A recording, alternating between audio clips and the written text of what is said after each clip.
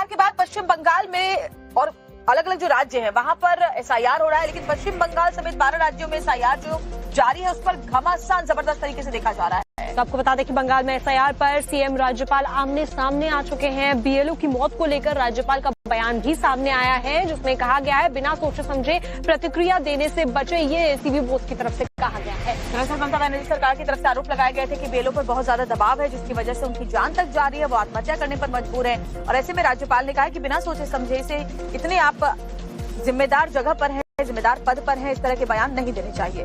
तो आपको बता दें एसआईआर के मुद्दे पर बीजेपी टीएमसी बंगाल में आमने सामने आ चुकी है। ऐसे में बीएलओ की मौत एक अलग ही मुद्दा बन गई है। वहीं एसआईआर को लेकर टीएमसी ने वर्चुअल मीटिंग भी बुलाई है। बंगाल से शुरू हुआ विवाद अब देश की सियासत का हिस्सा बन चुका है। विपक्ष चुनाव आयोग से जवाब इसको लेकर मांग रहा है। एक रिपोर्ट आपको जुड़ी हुई दिखाएंगे।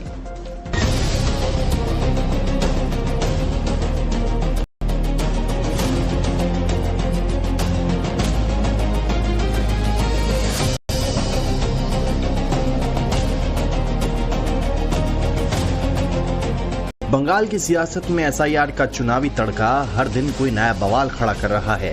घुसपैठ का मुद्दा एक तरफ, लेकिन सूबे में बीएलओ की मौत पर सीएम और राज्यपाल आमने सामने हैं। ममता बनर्जी ने एसआईआर प्रक्रिया को सवालों में खड़ा किया तो राज्यपाल सीवी आनंद बोस ने सीएम के बयान को ही बिना सोचे समझे दी प्रतिक्रिया बता दी। लगे हाथ जांच की मांग कर डाली। वहीं दूसरी तरफ टीएमसी नेता अभिषेक बैनर्जी एसआईआर की प्रोग्रेस को लेकर आज पार्टी के 10,000 कार्यकर्ताओं के साथ वर्चुअल मीटिंग करने वाले हैं।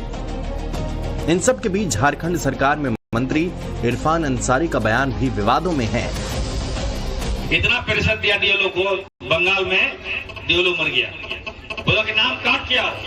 मैं आप सबको कहना चाहता हूँ एकदम, अगर कोई नाम आपका काटने के लिए आए, अगर कोई आपका नाम अगर पूछने के लिए आए, ऐसे पदाधिकारी को एकदम गेट में बंद कर दिएगा, ताला मार दीजिएगा, मैं खोलूंगा। सोरेन के मंत्री जो आरोप लगा रही हैं, ऐसा ही दावा शिवसेना यूबीटी की सांसद प्रियंका चतुर्वेदी का है। उन्होंने सोशल मीडिया पोस्ट के जरिए दावा किया कि 6 राज्यों में 15 बीएलओ की मौत हो चुकी है। प्रियंका चतुर्वेदी के मुताबिक काम का प्रेशर मौत की वजह बना। मध्य प्रदेश और गुजरात में 4-4, बंगाल में 3, राजस्थान में 2, केरल तमिलनाडु में 1-1 बीएलओ की मौत का दावा प्रियंका चतुर्वेदी ने किया। साथ ही सवाल भी उठा डाला कि बीएलओ पर ऐसा कौन सा प्रेशर है कि सुसाइड कर लिया। सोशल मीडिया के जरिए राहुल गांधी ने भी ऐसे ही सवाल खड़े किए। उन्होंने चुनाव आयोग के काम को कटघरे में खड़ा किया तो साथ ही एसआईआर को वोट चोरी के लिए सोची समझी चाल बता डाला। राहुल गांधी ने मांग की कि भारत दुनिया के लिए सॉफ्टवेयर बनाता है, लेकिन भारत का चुनाव आयोग कागजों का जंगल खड़ा करने पर अड़ा है।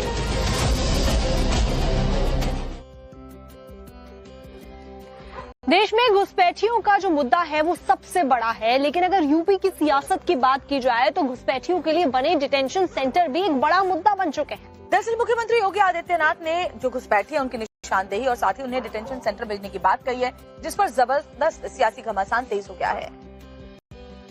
देश भर में घुसपैठ चुनावी मुद्दा बना हुआ है, तो इस बीच यूपी के सीएम योगी आदित्यनाथ ने घुसपैठियों की निशानदेही करने और उन्हें डिटेंशन सेंटर में भेजने के निर्देश दिए हैं। ऐसे में घुसपैठियों को रखने के लिए यूपी में अस्थायी डिटेंशन सेंटर भी बनाए जाएंगे, जिसको लेकर भी अब सियासत शुरू हो गई है।